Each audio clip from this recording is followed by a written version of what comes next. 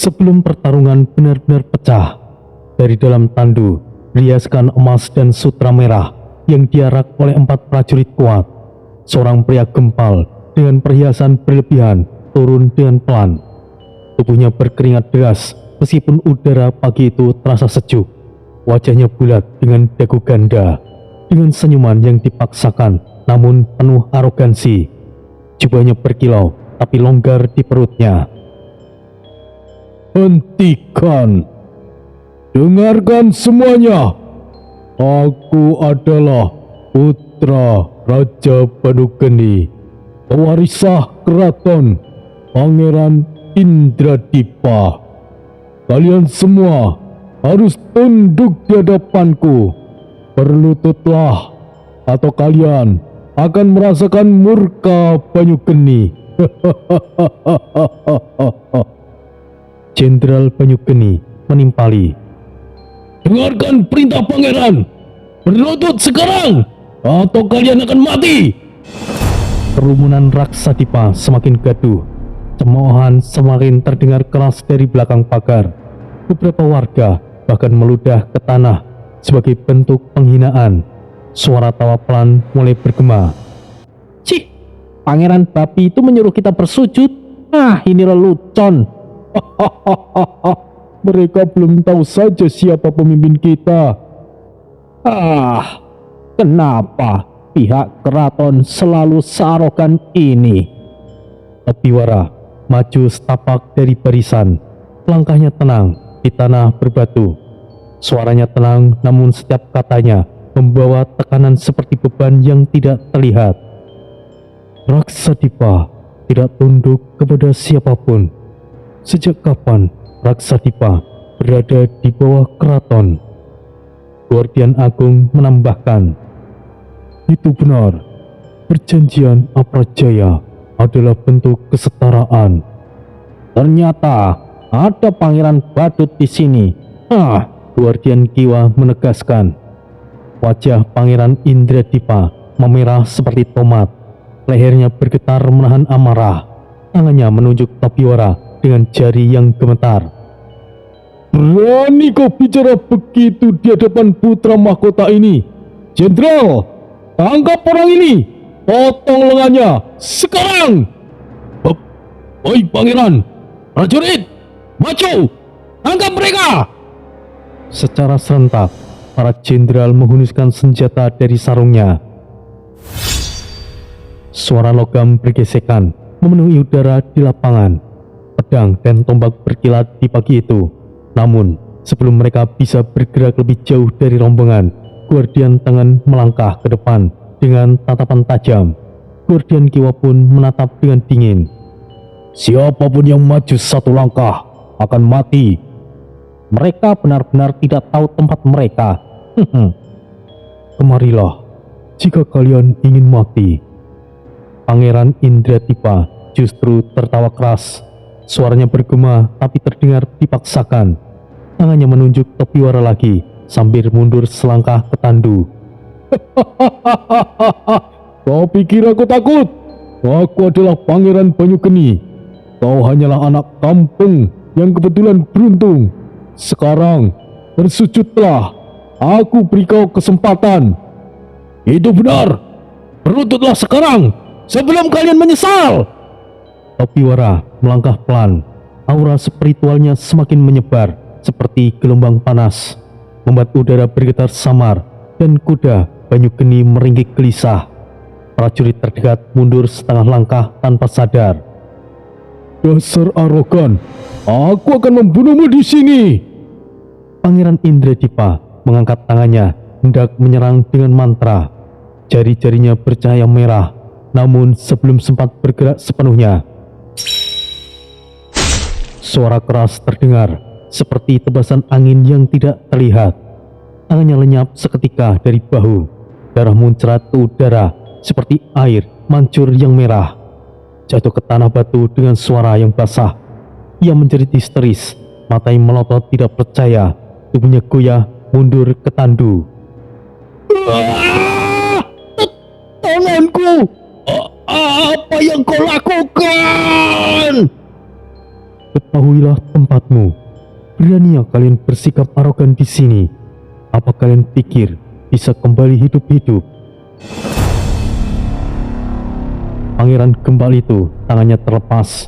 Topiwara tidak menyentuhnya sama sekali. Ia hanya menatap dengan satu tangan terangkat setengah. Auranya berputar pelan di telapak tangannya. Tetua keempat berbicara. Kekuatan pemimpin sudah di luar akal sehat. Aku rasa tidak ada yang bisa menandinginya. Bahkan pemimpin kultus terdahulu tidaklah sekuat dirinya. Ya, aku setuju, Tetua keempat.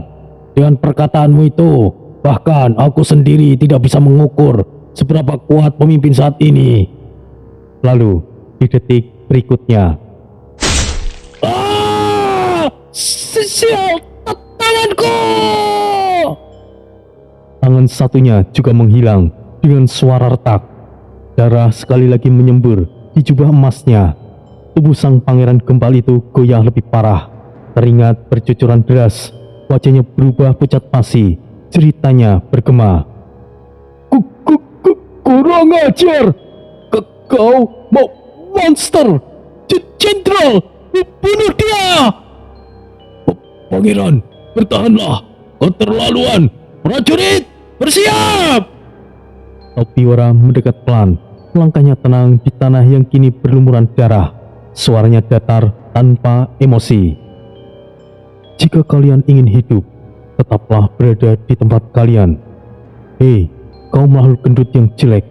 Aku ingin tahu satu hal. Apa tujuanmu datang ke sini dengan menyamar seperti badut yang arogan? Apa yang kau katakan? Dia adalah Pangeran Indradipa. Tunggu apa lagi, Jenderal? Bunuh bajingan keparat itu dan... Belum sempat mengatakan dari mulutnya yang gemetar, kepala Pangeran Indradipa meledak seperti buah matang dihantam palu. Serpian darah dan otaknya berhamburan ke udara dan tanah. Tubuhnya jatuh tertunduk tanpa kepala. Darah mengalir deras dari lehernya. Pangeran! Siapa yang berani? Mundur! Dia adalah penyihir! Semuanya tetap dalam barisan. Jangan takut! Orang-orang Raksadipa bersorak keras dari belakang pagar. Sebagian tertawa puas. Sebagian lagi berteriak antusias sambil mengangkat tinju mereka. Suara mereka bergema di gerbang. Mampus kau babi busuk! Itulah hukumannya. Beraninya arogan dengan pemimpin kami. Sepertinya ada yang aneh. Aku rasa sosok Gembal itu bukanlah pangeran sesungguhnya. Sesuai apa yang dikatakan tetua kedua, Topiwara mengernyit pelan. Tatapannya mengarah kepada prajurit Banyugeni yang kini terdiam dan mundur selangkah. Tangan mereka gemetar di depan senjatanya. Bukankah sudah saatnya kau muncul, Pangeran Indradipa? Sampai kapan kau mau bersembunyi?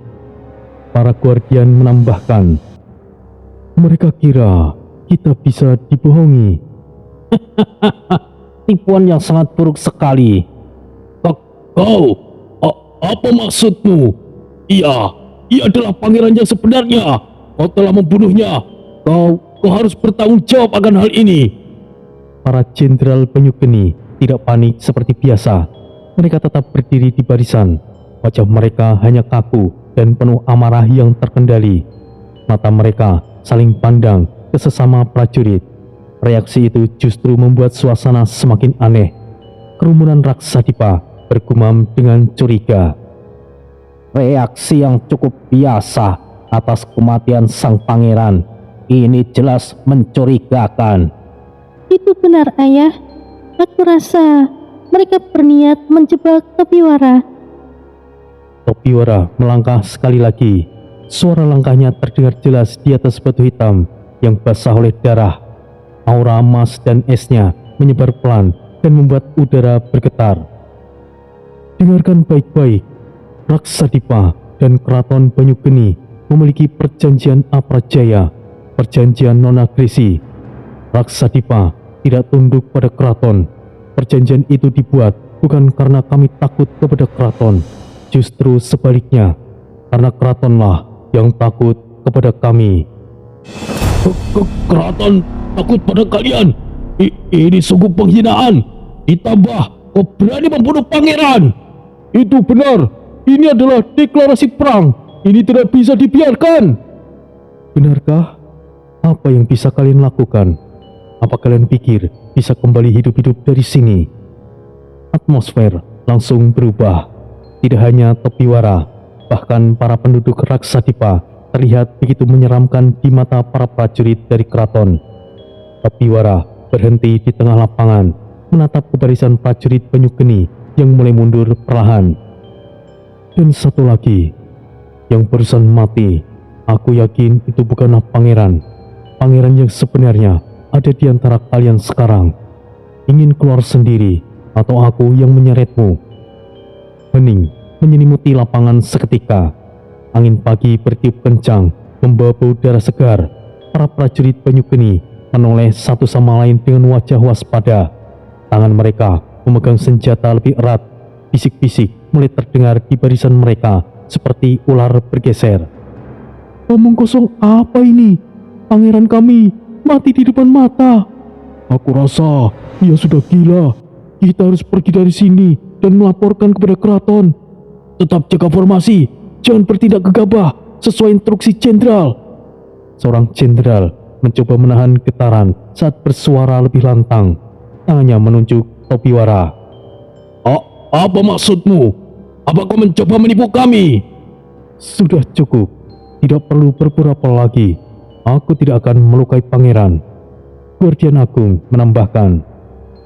Izinkan aku menyeretnya keluar, pemimpin. Tidak perlu repot-repot, Guardian Agung. Jika ia tidak mau keluar, bagaimana jika aku membunuh mereka satu persatu? Topiwara melepaskan spiritualnya lebih kuat. Angin berdesir kencang dari tubuhnya. Tanah bergetar pelan. Udara terasa menekan seperti ribuan tombak yang diarahkan sekaligus ke rombongan Banyugeni. Beberapa prajurit Banyugeni langsung berlutut tanpa sadar. Wajah mereka pucat pasi, mata mereka melebar penuh ketakutan. Kuda-kuda meringkik panik dan mundur sendirinya. Aura ini, apakah ini kekuatan dewa? Tahan formasi, jangan goyah. Mereka adalah iblis. Siapa bilang dewa, dasar bodoh? Sial, apakah ia akan benar-benar membantai kita? Kerumunan rakyat Raksadipa bersorak sekali lagi di belakang pagar. Kali ini lebih keras dan teratur. Suara mereka bergema seperti gema di gunung, menambah tekanan mental pada rombongan Banyugeni yang mulai kacau. Bunuh mereka! Cincang mereka, pemimpin! Jangan kasih ampun! Bunuh mereka pelan-pelan! Para jenderal dan prajurit gemetar lebih parah. Beberapa prajurit menurunkan senjata perlahan. Mata mereka saling pandang, curiga di barisan. Mereka tahu di hadapan Topiwara mereka bukanlah apa-apa. Topiwara berdiri tegak di tengah lapangan. Sorotan matanya tajam seperti pisau. Aura emas esnya berputar lambat, membuat udara di sekitar berembun panas dan dingin. Baiklah, sampaikan pesanku pada raja kalian.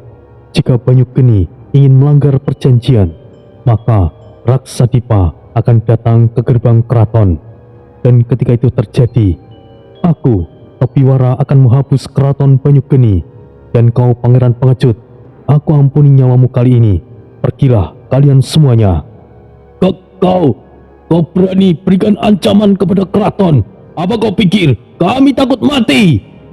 Pergilah sebelum aku berubah pikiran. Topiwara menjejakkan kakinya di tanah, di lapangan dengan keras. Getarannya menyebar seperti gelombang kejut, membuat beberapa prajurit Banyugeni terjatuh ke belakang. Kuda-kuda mereka mulai panik dan lari. Semuanya diam seketika di lapangan. Tidak ada yang berani bergerak maju lagi. Angin pagi membawa bau darah dan keringat ketakutan. Topiwara menoleh sekilas pada Guardian Tengen dan Guardian Kiwa. Suaranya begitu lantang. Babi gendut yang menyamar sebagai pangeran. Ia adalah bagian dari sekte Illuminati. Kita akan mengikuti rombongan pangeran sebentar lagi. Apa kalian berdua mengerti? Dimengerti pemimpin. Jika begitu, dengan kata lain, bahwa para pangeran sudah mendapatkan dukungan dari sekte Illuminati ya? Itu belum tentu. Jika mereka semua sudah disusupi oleh sekte Illuminati, pemimpin pasti memusnahkan mereka semuanya. Kau cukup jeli juga, Guardian Agung. Ya, itu benar. Aku rasa Pangeran Indradipa bersembunyi bukan karena kita, tapi karena sekte Illuminati. Aku sudah menyingkirkan para penyusup dari sekte itu. Jadi aku rasa pangeran tidak perlu takut lagi. Justru mereka akan takut dengan kita. Anda bertindak sangat luar biasa, pemimpin. Aku sangat kagum. Jangan melakukan hal yang nekat. Kau tahu seberapa khawatirnya aku. Kau selalu saja bawel. Percayalah, tidak ada yang bisa mengancamku di alam ini.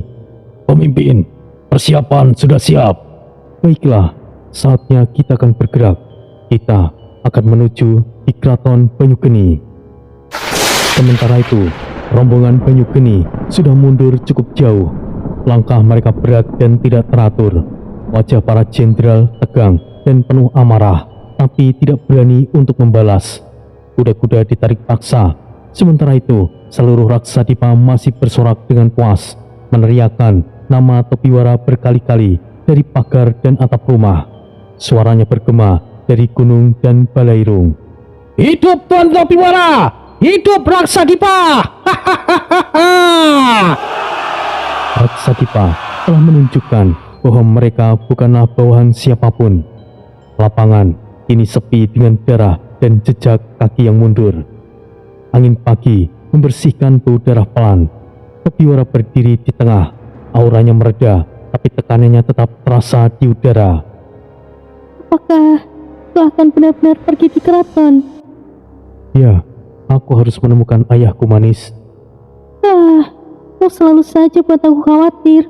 Semoga kau menemukan pemimpin terdahulu. Kau tidak perlu khawatir. Aku adalah pemimpin Raksadipa. Bahaya adalah sesuatu yang dihadapi oleh pemimpin.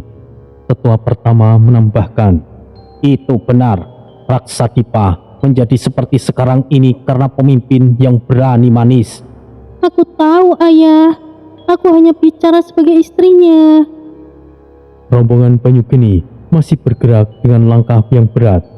Para prajurit berjalan pelan.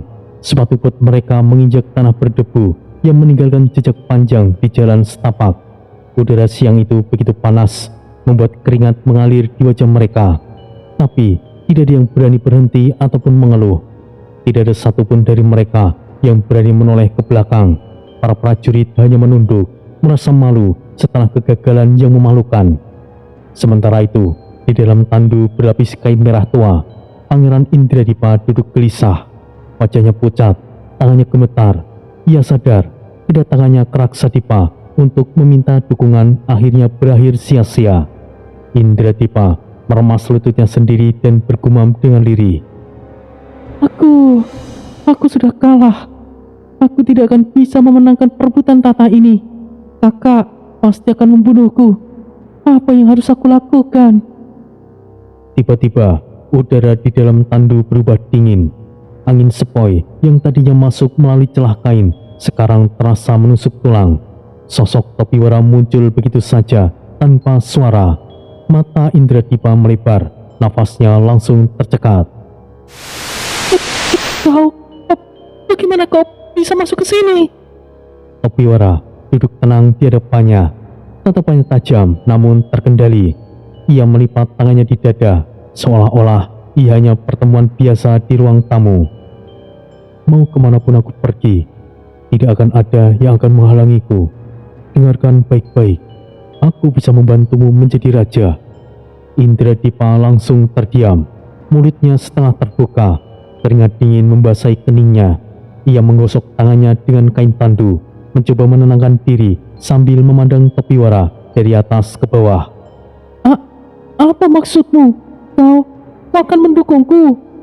Topiwara mengangguk sekali, suaranya tetap datar tanpa nada emosi berlebih. Aku akan membantumu untuk merebutkan tahta, tapi semuanya akan berjalan sesuai strategiku. Jika kau mengacau, maka kau akan mati. Indradipa menelan ludah. Matanya bergerak gelisah antara ketakutan dan kegirangan. Ia menarik nafas dalam, mencoba mengatur irama jantungnya yang berdegup dengan kencang. Apakah ada opsi bagiku untuk menolak? Aku rasa tidak. Topiwara menatap langsung tanpa berkedip. Kau cukup pintar, ini akan menjadi lebih mudah. Indradipa mengangguk pelan, suaranya masih gemetar tapi mulai tegas. Baiklah, aku setuju. Aku akan mengikuti strategimu. Tapi, apa tujuanmu sebenarnya? Atau imbalan apa yang kau inginkan? Topiwara hanya menatap dingin, lalu menjawab dengan singkat. Kau cukup tahu bahwa aku akan mendukungmu, dan aku tidak meminta imbalan apapun. Baik, aku akan menuruti semua perintahmu. Topiwara mengangguk puas, kemudian menambahkan dengan nada perintah. Ingatlah, mulai sekarang jangan bicara soal ini kepada siapapun. Aku akan menghubungimu saat waktunya tepat. Indradipa mengangkat kepala, matanya penuh pertanyaan, tapi ia tetap menahan diri. Baiklah, aku mengerti. Tapi, bagaimana aku akan mengatur semuanya?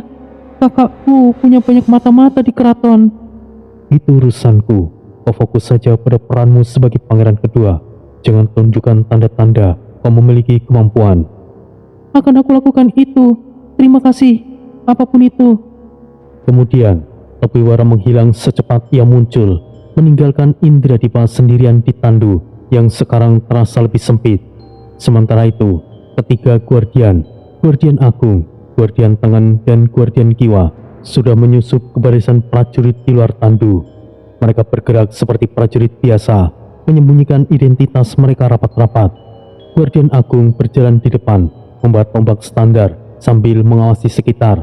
Guardian Tangan di tengah, berpura-pura memeriksa peralatan. Guardian Kiwa di belakang, mengatur langkah agar tidak menarik perhatian. Guardian Agung berbisik pelan ke arah Guardian Tangan saat mereka melangkah. Kita harus tetap dekat dengan tandu. Jangan biarkan ada yang mendekat tanpa alasan. Setuju, kita awasi mereka. Aku rasa ini akan menjadi misi yang berat. Tetap waspada. Misi utama adalah mencari informasi tentang Tuan Bituara. Setelah 7 hari perjalanan, akhirnya rombongan memasuki gerbang megah Keraton Banyugeni. Gerbang besi tinggi itu terbuka dengan suara yang bergema, diikuti hembusan angin dari dalam halaman. Ribuan prajurit berjajar rapi, genderang langsung ditabuh. Suara itu menggema di dinding batu keraton, membuat tanah bergetar ringan. Bendera merah emas berkibar tinggi di tiang-tiang logam. Sambutan itu begitu megah, namun Indradipa justru semakin tegang. Ia tahu di balik kemegahan itu, kakaknya sedang menunggu kesempatan untuk menjatuhkannya. Ia turun dari tandu dengan langkah hati-hati, diapit pengawal sambil memandang kerumunan yang bertepuk tangan pelan. Topiwara kini telah menyamar. Ia tidak bisa berada di sisi Indradipa secara langsung. Ia memilih identitas sebagai Badra, yaitu pelayan istana laki-laki yang mengurus keperluan pribadi keluarga kerajaan, mirip seperti Kasim di suatu kekaisaran. Dengan pakaian yang sederhana, berwarna abu gelap, Topiwara berjalan di belakang barisan para Badra. Tatapannya tetap waspada, menilai setiap sudut keraton.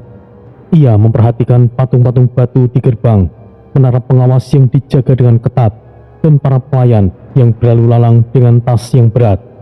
Dalam hatinya, ia bergumam, jika sekte Illuminati sudah menyusupi keraton, maka ini akan menjadi misi yang cukup sulit. Roy menjawab dalam kesadaran spiritualnya. Itu benar, bocah. Mereka yang pernah kuhadapi selama ini bukanlah anggota sekte Illuminati yang inti. Mereka hanyalah prajurit biasa. Jadi aku rasa pemimpin sekte Illuminati jauh lebih kuat dari yang kau bayangkan, bocah. Apa mungkin pemimpin sekte Illuminati adalah pengikut setia Dajjal? Siapa yang tahu, bocah? Kau hanya harus bersiap dan bertambah kuat. Topiwara mengangguk dalam diam, melanjutkan langkahnya. Hari itu, Topiwara dipisahkan dari Indradipa. Para Badra ditempatkan di ruangan besar berdinding kayu hitam dengan ukiran naga di setiap tiang. Lantai batu dingin di bawah kaki mereka dan lampu obor menyala redup di dinding, menciptakan bayangan yang panjang. Bau dupa menyengat menusuk hidung, tapi Tobiwara tahu itu bukanlah dupa biasa, melainkan dupa bercampur darah manusia. Aroma metalik samar tercium di antara asap. Para Badra duduk berbaris dengan rapi.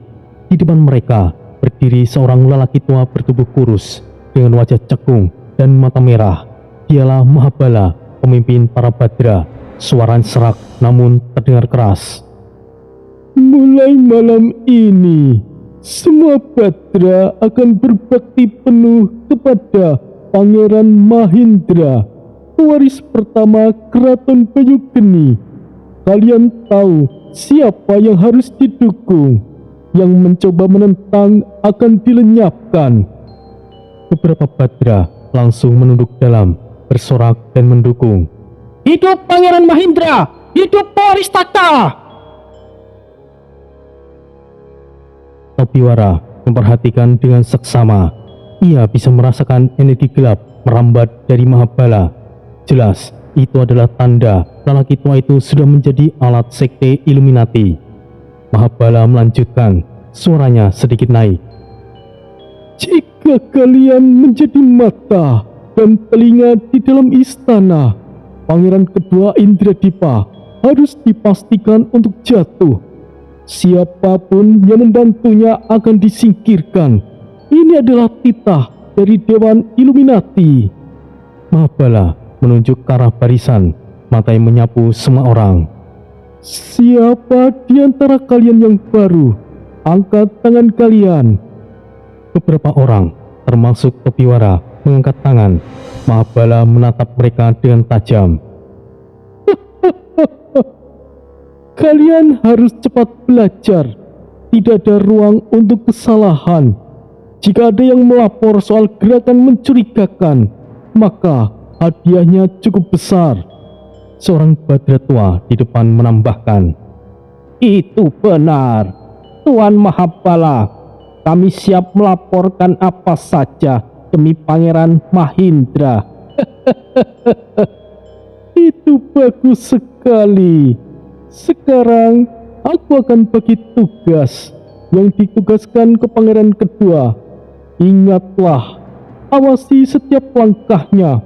Laporkan langsung kepadaku jika ada sesuatu yang mencurigakan.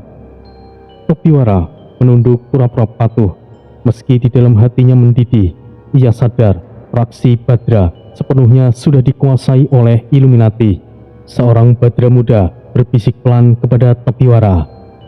Hei, orang baru, jangan coba-coba berpihak pada Pangeran Indradipa. Apapun tawarannya, siapapun yang dekat dengannya pasti akan mati. Kau dengar?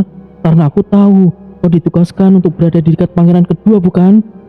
Tobiwara menoleh singkat, kemudian tersenyum dengan tipis. Aku hanya menjalankan tugas, jadi tidak ada yang perlu kau khawatirkan. Itu bagus, nyawa lebih penting, kawan. Ya, kau benar, aku setuju. Tapi katakan, siapa saja yang sudah mati karena itu? Aku butuh tahu agar tidak salah langkah. Badra muda menunduk lebih rendah, suaranya hampir tidak terdengar. Dengarkan, 2 bulan lalu mereka ketahuan membantu Pangeran Indradipa mengirim pesan rahasia. Ia hilang begitu saja. Tubuhnya ditemukan di sungai dengan tanda luka yang aneh. Terima kasih atas peringatannya. Aku akan berhati-hati. Jangan katakan aku yang bilang. Sekarang diamlah. Tuan Mahabala melihat ke sini. Di dalam kepalanya, Tobiwara menyusun langkah. Ada 2 misi yang harus ia lakukan. Membantu Pangeran Indradipa naik takhta tanpa ada seorang pun yang tahu ia berada di belakangnya. Menemukan keberadaan ayahnya Tobiwara yang entah dikurung atau disembunyikan di dalam keraton. Sementara itu, ketiga guardian sudah menyebar. Guardian Agung menyusup ke fraksi prajurit elit, mencoba mencari informasi dari jalur militer. Ia berdiri di barak, berpura-pura memeriksa senjata sambil mendengarkan obrolan rekannya. Kau baru ya? Siapa namamu?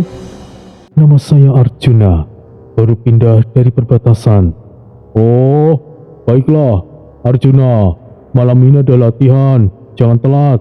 Dan ingat, selalu mendukung Pangeran Mahindra jika ingin naik pangkat. Tentu, aku paham aturannya. Guardian Tangan masuk ke dalam fraksi Brahmana Istana, menyelidiki ritual-ritual rahasia yang berbau Illuminati. Di ruang doa, ia duduk di antara para pendeta dan mendengar ceramah. Seorang Brahmana senior bertanya, "Kau dari mana? Kelihatannya kau orang baru." "Aku dari kuil selatan. Nama saya Vishnu. Dikirim untuk membantu ritual besar." "Bagus. Besok ada acara untuk Pangeran Mahindra. Pastikan kau ikut. Yang mendukung Indradipa tidak diterima di sini." "Aku mengerti. Tentu saja. Aku mendukung pangeran pertama." Sementara itu, Guardian Kiwa menyamar sebagai abdi dapur, bergerak bebas di jalur logistik untuk mengumpulkan kabar di bawah tanah. Di dapur ramai, ia mengiris sayur sambil mendengarkan gosip. Hei, kau dengar soal sel bawah tanah? Katanya ada tahanan penting di sana loh. Aku baru tahu. Memangnya ada apa di sana? Aku dengar ada sesuatu rahasia di sana, tapi ya aku tidak tahu pastinya bagaimana. Jangan sampai kau ke sana ya. Baik, terima kasih, aku akan mengingatnya. Topiwara tahu pergerakan mereka akan berisiko tinggi. Sekte Illuminati di dalam keraton tidak hanya berkuasa secara politik, tapi juga mengendalikan sebagian besar fraksi.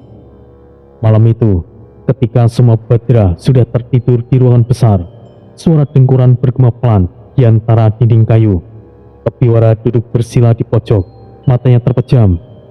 Ia menghubungkan pikirannya dengan para guardian lewat ikatan spiritual. "Semuanya, dengarkan." "Siap, kami di sini pemimpin." "Bagus, kita sudah masuk ke dalam misi dan kita akan mulai. Informasi tentang Pitawara harus segera ditemukan. Ingat, jangan ada yang bertindak gegabah." "Dimengerti, Tuan." "Rencana sudah dijalankan, pemimpin." "Tuan Topiwara, aku dengar ada sel bawah tanah yang bahkan para prajurit biasa tidak boleh masuk. Aku mencurigainya." "Itu mungkin adalah tempat ayahku. Kita akan menggali lebih dalam. Tapi jangan memaksakan diri. Keraton tidak bisa diremehkan. Aku dengar keraton memiliki penjaga kuat, salah satu dari 5 orang terkuat di jagat Agni. Jadi kalian harus berhati-hati."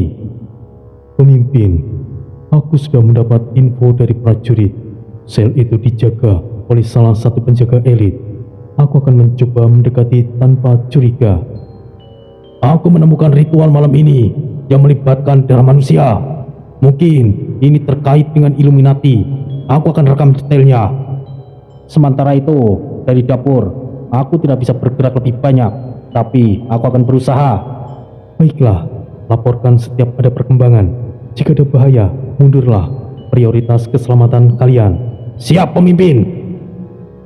Rencana awal Topiwara pun dimulai, tapi itu adalah tindakan yang sangat gegabah. Keraton Banyugeni memiliki kemampuan yang tidak bisa diremehkan, tapi Sekte Illuminati mungkin akan menjadi batu loncatan baginya, atau mungkin justru Topiwara akan menjadi yang dimanfaatkan. Sementara itu, di lokasi lain, Keraton Banyugeni memanglah luas. Tidak hanya bangunan utama dan aula megah, tetapi juga barak-barak luar untuk menampung prajurit pejuang. Barak-barak ini dibangun dari kayu tebal dan dicat dengan hitam, dengan atap jerami tebal untuk melindungi dari hujan deras yang sering turun di wilayah itu. Di salah satu barak kayu berukuran besar, puluhan orang berpakaian kasar duduk bersila, sebagian berbaris menunggu instruksi. Udara di dalam barak pengap, campuran bau keringat dan makanan basi dari dapur. Sementara di sudut ruangan, di antara mereka ada seorang pemuda berwajah tegas dengan rambut diikat sederhana. Dialah Sami, atau nama samaran dari Manisnirya, istri Topiwara. Ia menundukkan kepala, menyembunyikan wajah aslinya di balik kumis palsu dan janggut tipis. Di dalam hatinya ia bergumam, Aku harus tetap tenang. Tidak boleh ada yang tahu siapa aku sebenarnya. Bila penyamaranku terbongkar, misi suamiku bisa gagal total. Seorang prajurit di sebelahnya, seorang lelaki bertubuh gemuk dengan bekas luka di lengan, menoleh ke arah Sami. "Hei, kau baru di sini ya? Namamu siapa?" Sami mengangguk pelan. Suaranya dibuat lebih kasar untuk menyembunyikan nada aslinya. Namaku Sami, baru bergabung kemarin. Dan kau? "Oh, aku Chandra. Sudah 2 tahun aku di barak ini. Saranku, jangan banyak tanya. Ikuti saja perintah, terutama dari komandan. Mereka tidak suka yang banyak tanya." Baik, dimengerti. Apa tugasnya di sini? "Ya, seperti biasa latihan pagi, jaga malam, dan kita juga mendukung Pangeran Mahindra. Itu saja. Jangan dekat-dekat dengan Pangeran Indradipa atau kau akan mati." Benarkah? Kenapa bisa begitu? Apakah ada konflik besar? "Ya, ini tentang perebutan tahta. Pangeran Mahindra yang kuat, Pangeran Indradipa cukup lemah. Kami di sini untuk memastikan Pangeran Mahindra menang. Cukup itu, dan hidup kita pasti akan terjamin." Terima kasih, akan aku ingat itu. Hari berikutnya, suara trompet menggema. Suara itu bergema di seluruh barak, membuat burung-burung di pohon sekitar berterbangan. Semua prajurit dipanggil, berkumpul di halaman barak. Halaman itu berupa tanah lapang berbatu, dikelilingi pagar kayu setinggi 2 meter, dengan tiang bendera di tengah yang berkibar dengan lambang keraton. Sekitar 50 orang berbaris, sebagian wajahnya keras dan penuh bekas luka, sebagian lagi dengan wajah baru yang masih canggung. Sami berdiri di barisan ke-13, memperhatikan dengan seksama. Ia mengatur nafasnya agar tetap tenang, tangannya siap di dekat pinggang di mana senjata disembunyikan. Di panggung kayu, seorang pejabat keraton berperut gendut dengan jubah merah kemasan maju. Jubahnya berkilau di bawah sinar matahari pagi, tapi tubuhnya berkeringat karena panas. Suaranya lantang, bergema melalui corong tanduk yang dipegangnya. "Kalian adalah prajurit pejuang. Mulai hari ini, kalian akan menjadi garda pendukung Pangeran Mahindra, pewaris pertama Keraton Banyugeni." "Hidup Pangeran Mahindra! Hidup Pangeran Mahindra!" Pejabat itu melanjutkan, tangannya melambai untuk menenangkan kerumunan. "Dan untuk pemimpin kalian, telah dipilih seorang komandan baru. Ia bukan dari keraton, melainkan orang luar yang telah dipercaya langsung oleh Dewan Agung." Pejabat itu berhenti sejenak, kemudian memandang sisi panggung. "Ini bukanlah keputusan sembarangan.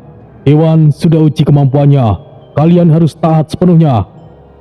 Dari sisi kiri panggung, seorang lelaki berkerudung hitam maju perlahan. Tubuhnya tinggi, bahunya bidang, namun wajahnya hampir tidak terlihat, tertutup kain hitam. Hanya sepasang mata kuning menyala yang terlihat, seperti lampu di kegelapan. Pejabat itu memperkenalkan, suaranya jauh lebih tinggi. "Inilah komandan kita. Periksa. Pemimpin kalian mulai hari ini." Prajurit lama berteriak memberikan hormat, tetapi para prajurit baru, sekitar 12 orang termasuk Sami, hanya menatap bingung. Seorang prajurit baru di depan Sami berbisik, Siapa dia? Kelihatannya aneh. Diamlah, kita lihat saja nanti. Periksa melangkah ke depan. Suaranya berat seperti gema dari dalam gua.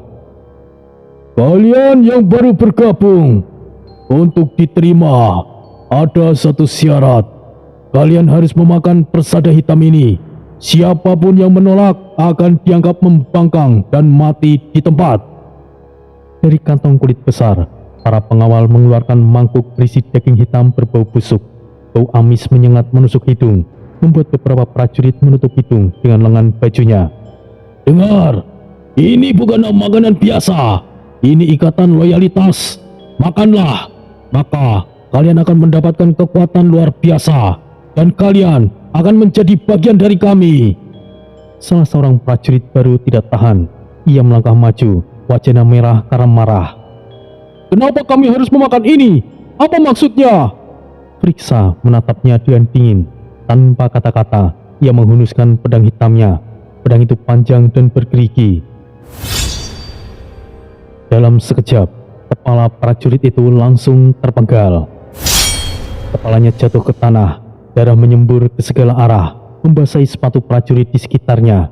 Semua prajurit terdiam membeku, nafas mereka tertahan.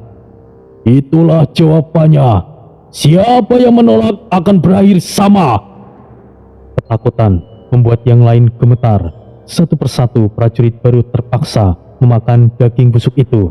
Meskipun wajah mereka mual dan pucat, seorang prajurit baru di sebelah Sami memuntahkan setelah menelan. Tapi ia cepat ditarik kembali ke dalam barisan. Bagus, kalian sekarang bagian dari kami. Selanjutnya. Akhirnya giliran Sami tiba. Mangkuk hitam itu diletakkan di depannya. Bau busuk menusuk hidung, seperti daging busuk yang dicampur racun.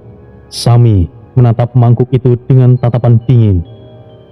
Aku tidak bisa memakan ini. Jika benar ini bagian dari ritual Illuminati, tubuhku bisa terikat kendali mereka, ucap Sami dalam hatinya. Ia mengangkat mangkuk perlahan, kemudian menurunkannya. Aku tidak bisa memakan ini. Seisi halaman terdiam. Beberapa prajurit lama mulai bergumam. Priksa mendekat, menatapnya dengan tajam.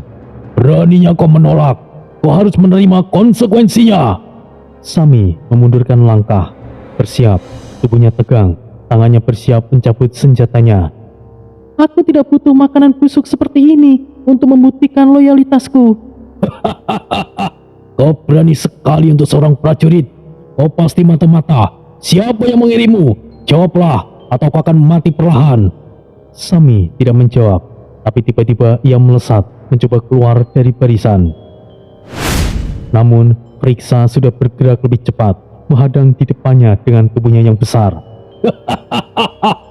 Aku menemukannya. Dialah tikusnya. Benarkah? Jika begitu, mari kita buktikan. Dengan cepat, Sami mencabut dua pedangnya.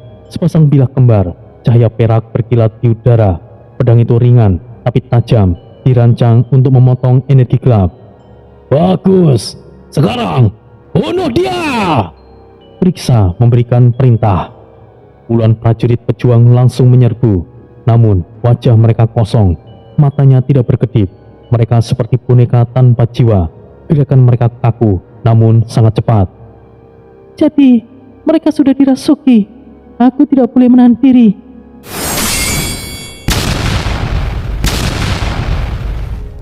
Dua pedang Sami menari cepat.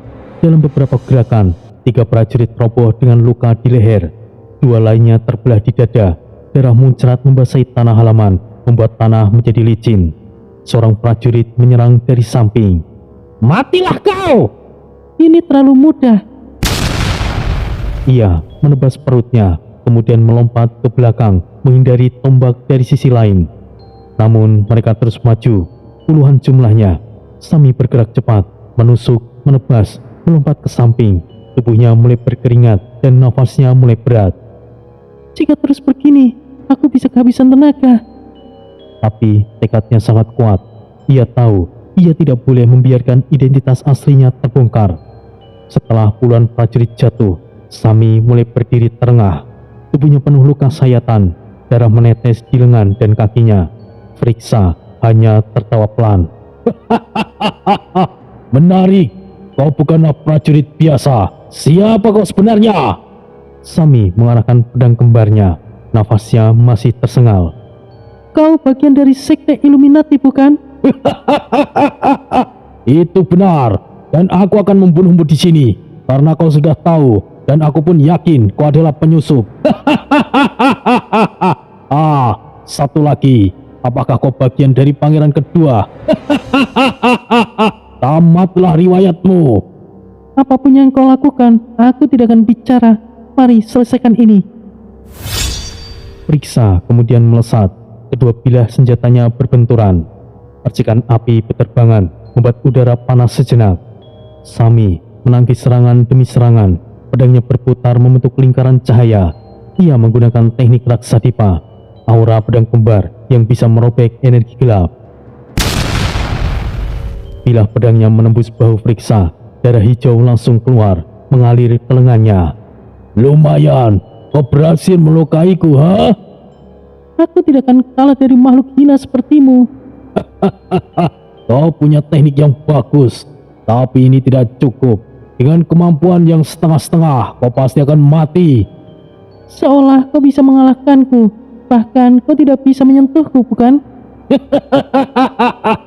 Terlalu naif.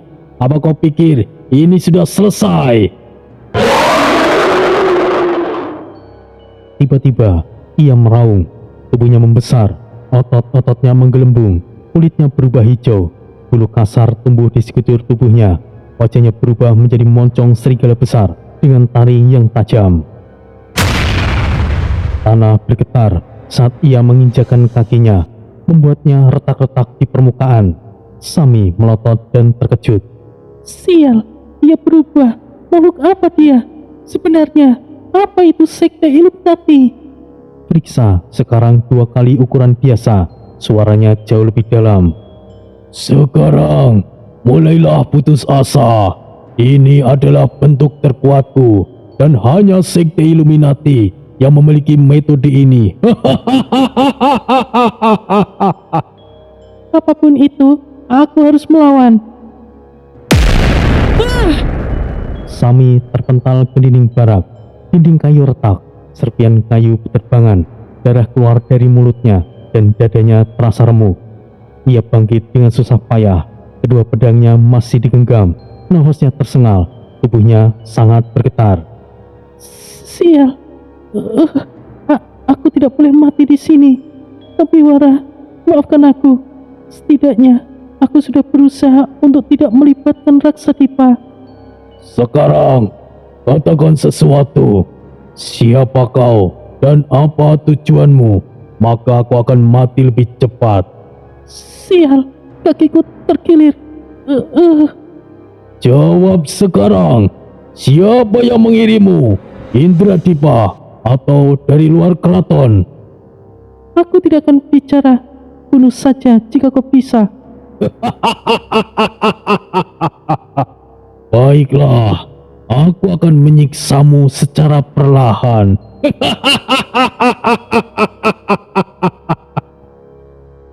Apakah Sami mampu bertahan? Ataukah ada seseorang yang akan datang menolong? Pertarungan itu baru saja memasuki tahap paling berbahaya.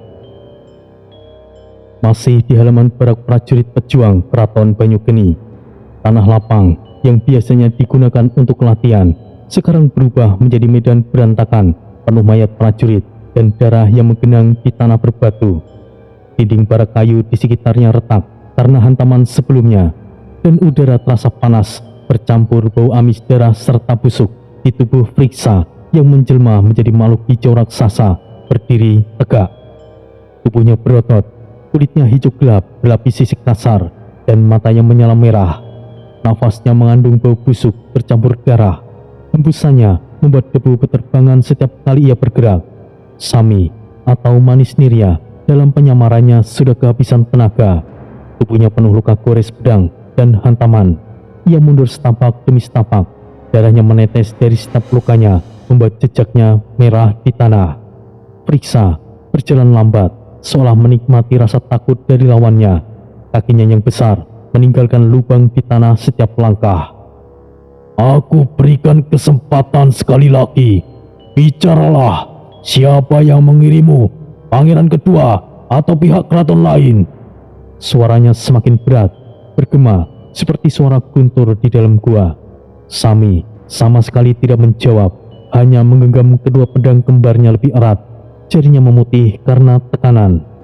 Friksa kembali memberikan penekanan. Matanya menyipit sambil mendekat lebih dekat. Katakan sekarang, atau aku akan meremukkanmu secara perlahan. Sami terengah, namun tetap menatap dengan tajam. Tidak ada yang perlu kau tahu, makhluk yang menjijikkan. Dasar keras kepala. Baiklah, aku akan mulai dari kakimu lebih dulu. Biar kau bicara saat merasakan sakit yang luar biasa. Aku tidak akan bicara apapun. Kau buang-buang waktu. Friksa meraung, kemarahannya memuncak. Ia menghantam tanah dengan lengannya. Tanah bergetar, debu mengepul di udara, membuat pandangan kabur sejenak. Sami hampir terjatuh karena guncangan itu. Ia memegang dinding barak untuk keseimbangan. Sami berusaha menghindar ketika serangan berikutnya datang, tapi tubuhnya sudah lemah dan kakinya mulai goyah. Sial, apakah ini adalah akhirku? Maafkan aku, Kampiwara.